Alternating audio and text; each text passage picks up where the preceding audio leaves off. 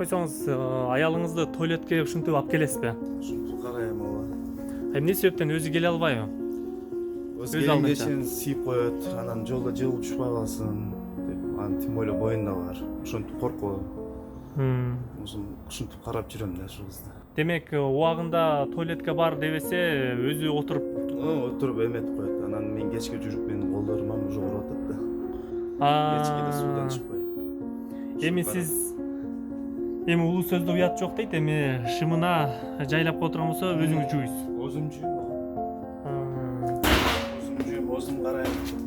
Өзүм эметтен барам.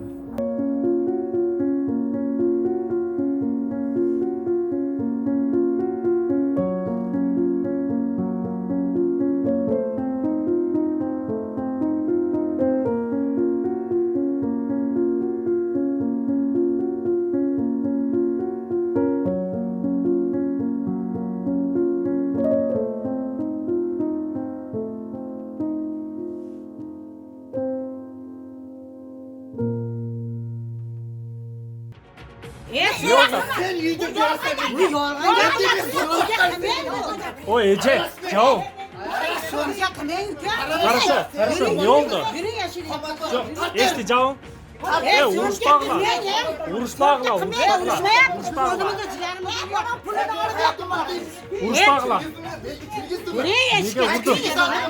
Sen yüzün kirgizip koydun. Nima qilyapsiz? Öldürün, kopacak özümü ciğerim, kopacak ciğerim yok. Kirmiyetine hiç nasıl verdin? Ne elası var? Kirmiyim ha. Ben kirmiyetine yakşı Kirmiyim ha. Beni icatı versin hükümet. Beni icatı versin. Kolumu karayamsın. Benim kolumsun hadi. Kolumsun hadi. Beni icatı verirsin. Lan ne dedi? Takma lan kanayım. Tartı yaptı. Elini pantara.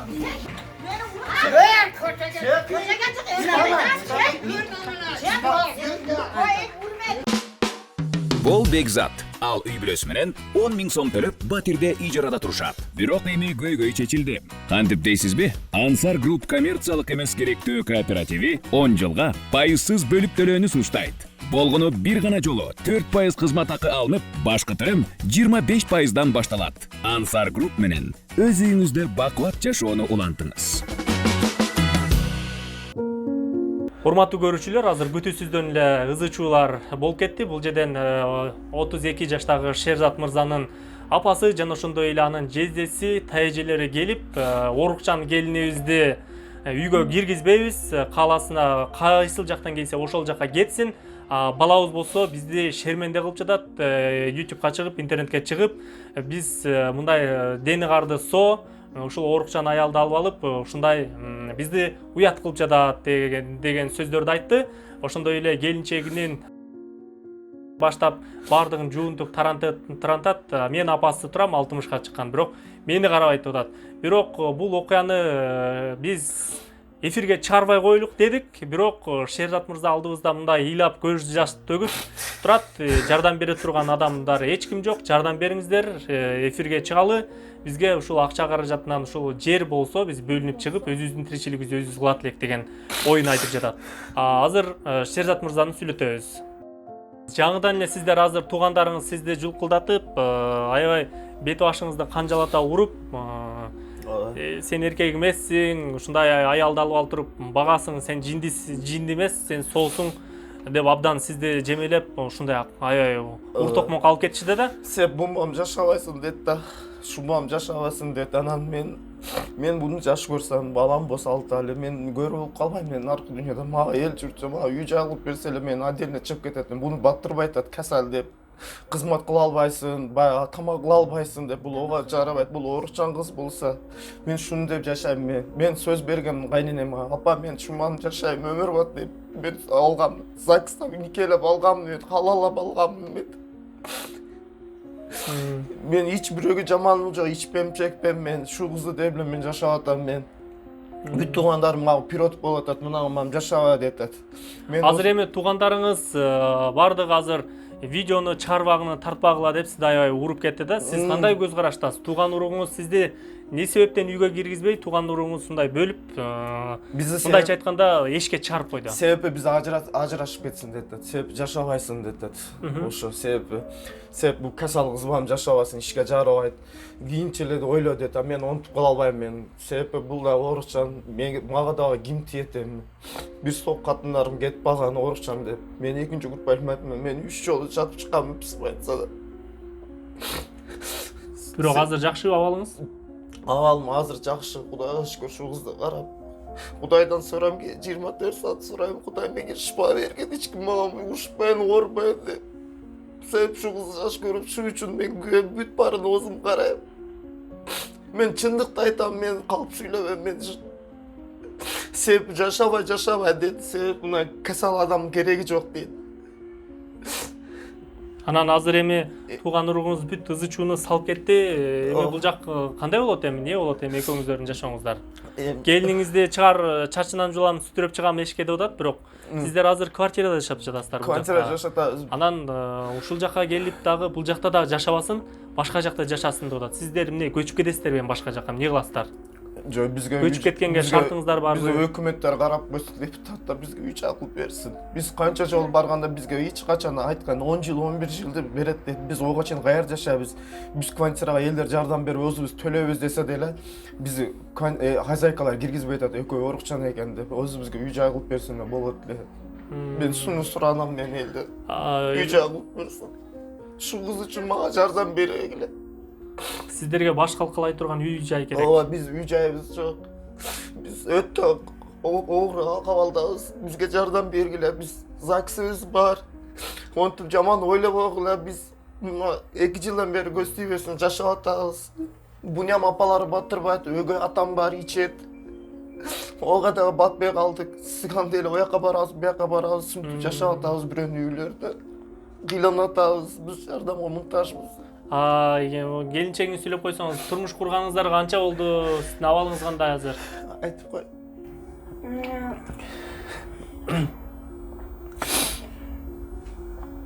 Сиз ушундай жакшы көрөсүз, Читабам. таштай албайсыз. Сиз апасы эмне деди? Келип. Эмне деп атат? Чочко деди. Чочко деп атат? Сен батырбайм дейт да. Багыбам деп. Бул сүйлөй албайт. Ушинтип батырбайт дейт. Бизге үй жай кылып берсилер, жакшы болот эле, кеңгиле жашайт элек. Кандай дейт? Оокча. Кызмат кыла албайсың дейт. Батырабам. Ыйлап.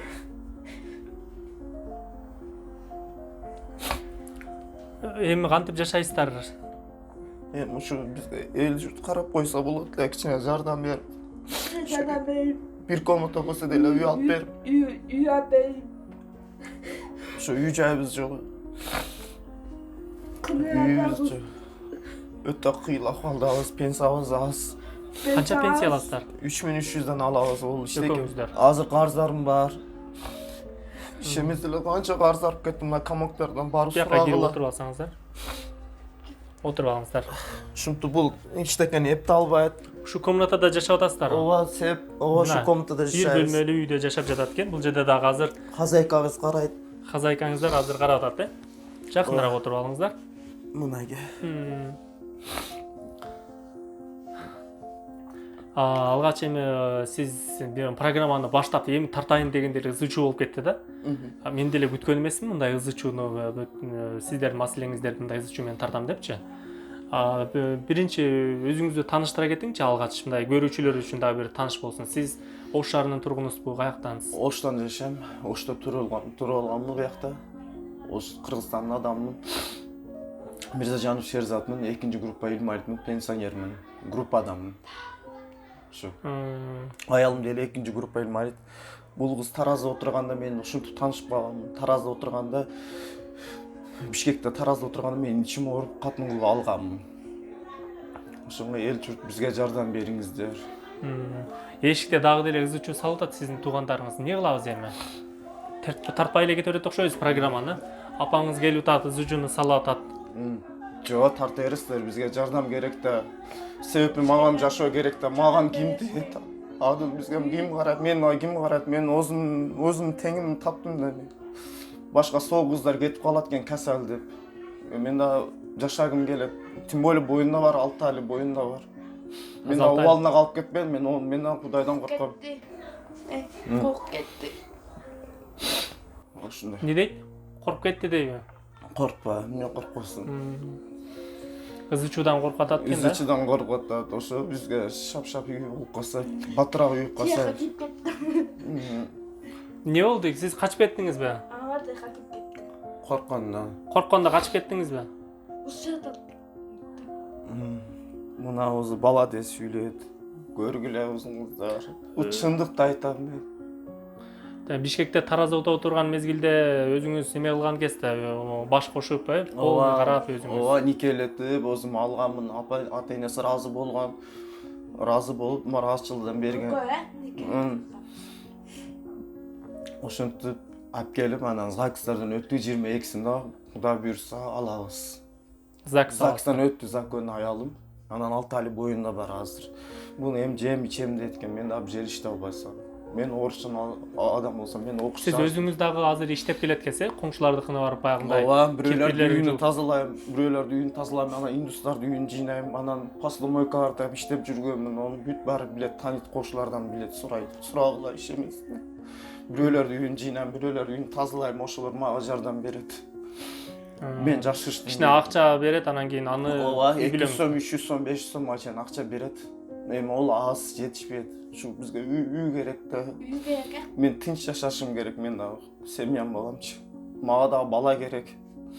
Боюнда бар, эми буну иштеп койгон болбойт экен, мен да Кудайдан корком, өзүм орукчан болсам. İşte da zaman болот. Ошондой. буга чейин апаңыздыкында жашап, бир алдын келинин кетирип жүргөн экен эле, келинчегиңизди. Батырбаган, өзбек катындары менен батырбаган. Эми буну тем более орукчан деп биз өтө оор акыбалдабыз. Эч ким бизди карабайт. Азыр үйгө киргизем дедиби же киргизбейм дедиби? Жок. Айтты го азыр киргизбейм деди го. Жок болсун. Азыр эмнеге келишиптир сизде, эмне кылам деп? Бул жактан кетип Себеби атам. биз экөөбүз ажыраштык койсо, анан мен үйүмө келип, анан мен пенсиям жеп отурса да, мен ошону оюмдойм да. Мен ой күпүрүм ушундай. Ошондой, мен пенсиям бар да. Ошо. Ошондой. Кыскасы бул жерден кеткиле жашабагыла деп атат. Бул жакта жашабагыла деп. Эми каяка барып жашайбыз? Каерге 1 сом акчабыз болсо, бирөө киргизбесе, азыр пенсия алам, мен карыздарды берем. Бул эртең төрөт, эртең бүт нерсесин кылыш керек. Мен жерде иштей албайсың. Мен буну таштап бир жерге таштай албайсың. Бирдекен өттө бербейсиң, бирдекен мен бунун үчүн жооп берем да.